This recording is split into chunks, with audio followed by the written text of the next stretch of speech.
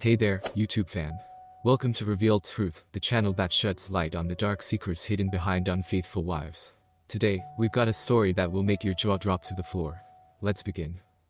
You're what? I'm married, Sam, and I had to tell you because we need to break this off. My husband is showing signs of suspicion, and while I enjoy your company immensely, I can't jeopardize my marriage. But you never wear an engagement or wedding ring. We've been together for almost 2 months, and now you spring this on me. I'm so sorry, Sam. I know I never said I was married or not. And honestly, if a girl wants to have a bit of a fling, she isn't going to wear her wedding band or diamond engagement ring. I was more than befuddled as I sat on the edge of the bed in the downtown Hilton, Sacramento, California. I'd met Joe, short for Josie, 2 months ago in the hotel bar.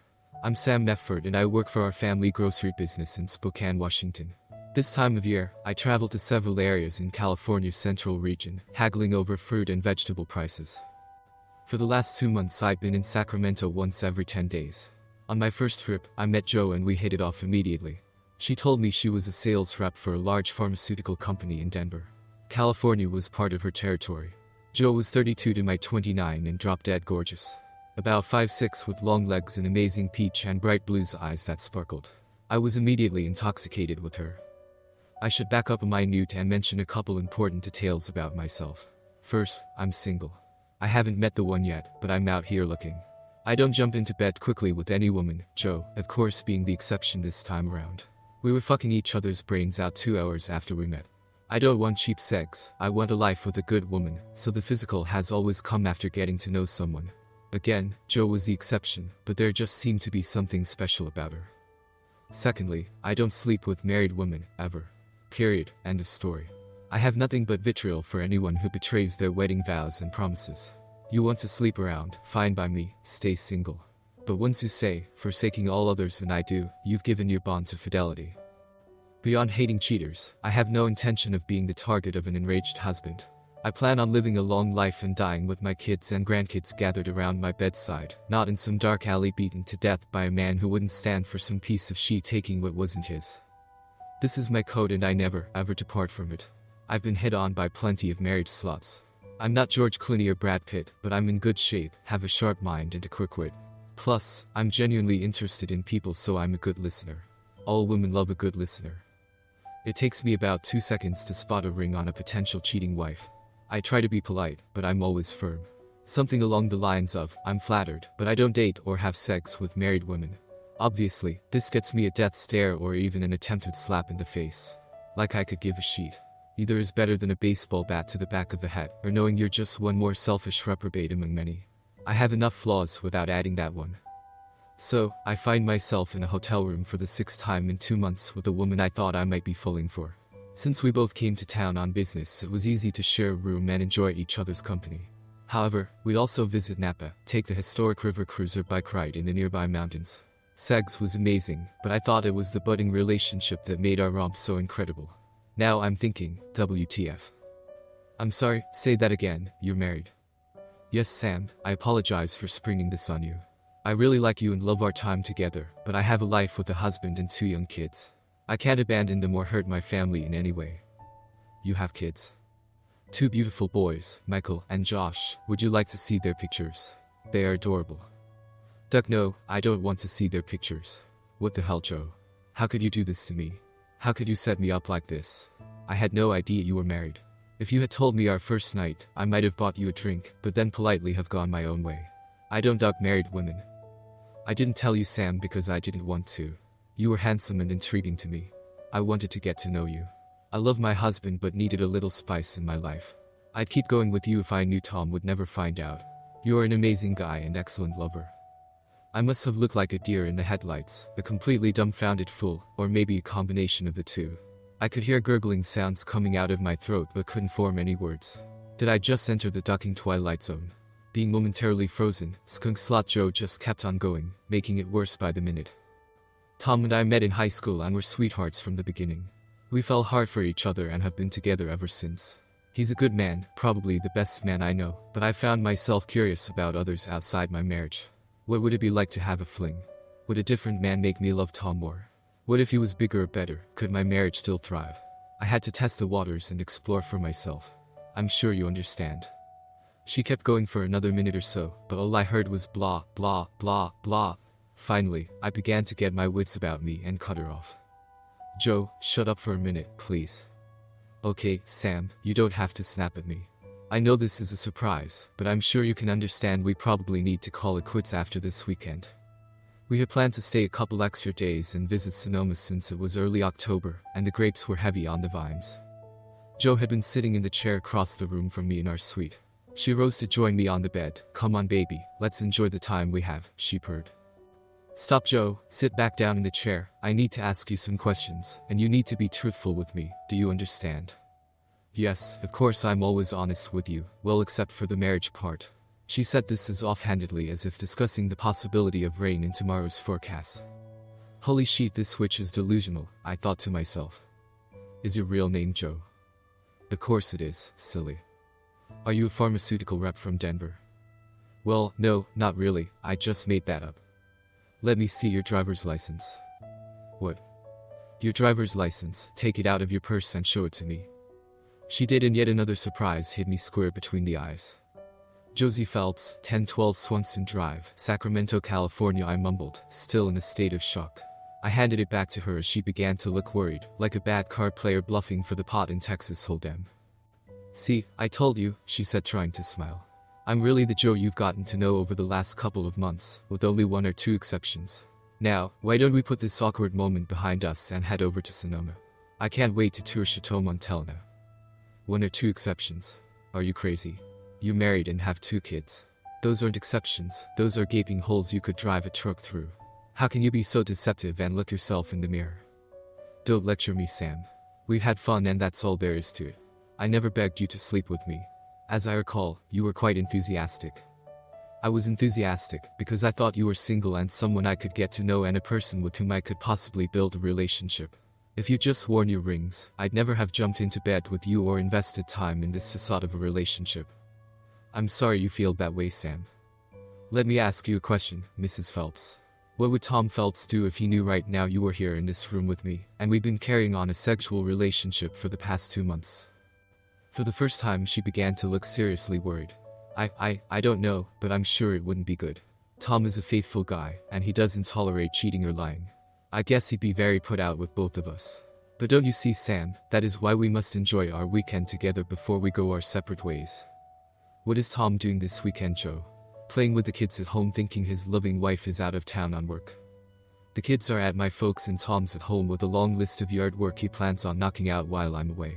And yes, he thinks I'm out on a work assignment. But not pharmaceuticals. No, I rep for some of the larger orange growers in the valley.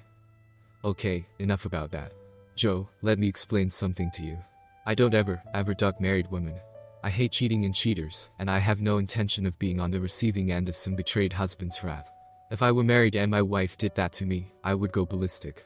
You've not only endangered your marriage and family, but you've endangered me as well. How could you be so foolish? As the tears were beginning to grow in her eyes, a plan was beginning to formulate in my brain. I took a deep breath and appeared to calm down. I sighed heavily and said, maybe you're right, Joe. I can't believe you've done this, but perhaps we should just throw caution to the wind and enjoy our final weekend together. Her eyes looked hopeful. It was clear she thought she was dodging a bullet. Oh Sam, that makes me so happy. You're such a good guy. I know someday soon the right woman will come along and scoop you up. But for the weekend, you're all mine. I know I've been foolish, but let's put that behind us and enjoy the 2 days we have. Give me a minute to freshen up and I'll be ready to go. While Joe was in the bathroom, I put her home address in my Google Map app and turned my phone on silent. As we departed the hotel, I began heading to Highway 80 West, but made a quick stop at a local Dick's Sporting Goods store. I'll just be a minute, sit tight, I said, not giving her a chance to follow me in. When I returned, I dropped my small shopping bag on the floor behind the driver's seat and pulled out of the parking lot. However, at this point I wasn't heading to the highway. I was meandering from downtown to the Land Park neighborhood of Sacramento. She wasn't suspicious for a few minutes, but soon began to fidget. Where are we headed, Sam? This isn't the way to Highway 80.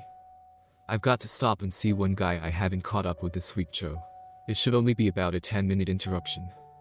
The drive was only about 3 miles, and by the time we were within a few blocks of her house, she began to catch on. No, Sam, you can't do this. Stop the car, turn around, please. I'm begging you, don't do this to Tom and my boys. You can't be so cruel. By now she was frantic, trying to grab me or grab the wheel. I pushed her away and reached into the back seat, grabbing my purchase out of the bag. I pointed the gun at her. "Joe, shut the duck up and calm the duck down," I said in a controlled but menacing voice. "You duck over your marriage and family, not me. I told you I'd never duck a married woman, and I'm not about to start now. I have no clue what your husband will do, but I'm not looking over my shoulder the rest of my life wondering when he's going to show up and cave in my skull. You made your bed, you deceitful witch, now you get to sleep in it." She was crying hysterically when we pulled into her driveway. There was a tall, good-looking guy working in the front yard, who I assumed was Tom. Joe tried to crawl under the seat of the car. As I got out, he turned and came toward me. I was holding the gun low by my side, trying to keep it out of sight of any neighbors who might be around. "Can I help you?" He stopped when he saw the pistol in my right hand. "What the—" "Listen, I know you're Tom Phelps, husband of Joe Phelps.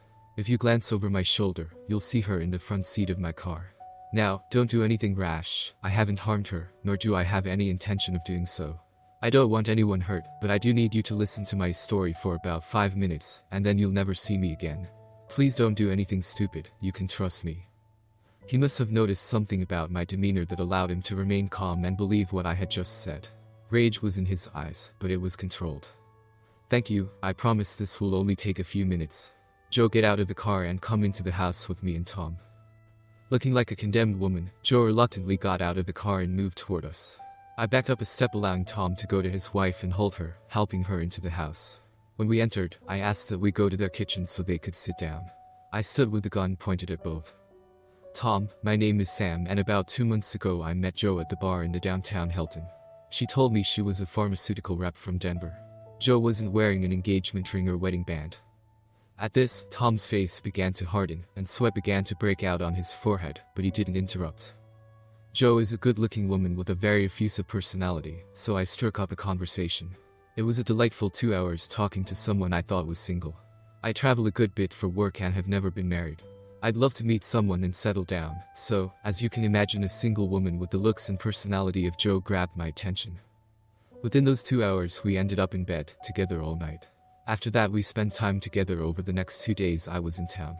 Perhaps I should have been suspicious about how perfectly our schedules lined up, but I was a bit gobsmacked by this charming lady. Over the next 2 months I saw her every time I came to town, on 6 different occasions. We were physically intimate but also enjoyed sightseeing and other activities around the region. I thought I might be falling for a beautiful single woman with whom I could form a long-term relationship. By now Tom was staring at Joe but still listening to me. "Mr. Phelps, I have never knowingly slept with a married woman, nor will I ever do so. The reason I'm here with you today is this. About an hour ago, Joe revealed her lies to me. She told me she was married and had 2 sons. Joe said this was our last weekend together because she feared you may be suspicious of her, and she didn't want to jeopardize her family." Joe's head was in her hands as she quietly sobbed. "Joe, look at me." She didn't look up. I cocked the gun. It made an ominous sound. "Joe, look at me now." She looked up. "Is everything I've just said to your husband the truth?" She nodded. "Say it." "Yes, Sam, everything you've said is true." Tom was fighting tears of sadness and rage at the same moment. My time was wrapping up. "Mr. Phelps, I'm going to leave in a moment, but before I do I want you to know how deeply sorry I am for all of this. I was an unknowing part of something awful. If I were married and my wife did this to me, I'm not sure how I would react, but it wouldn't be kind or understanding. That being said, I need to know if you and I are good. I don't want to be looking over my shoulder the rest of my life. I still want to find someone and settle down to raise a family, your wife's treachery notwithstanding. However, I can't do that if I know at some point you may come gunning for me. I wish to hell I'd never met your wife, but there was no way I'd help anyone get away with wretched betrayal and blatant disrespect. I hope my coming here today has shown my character.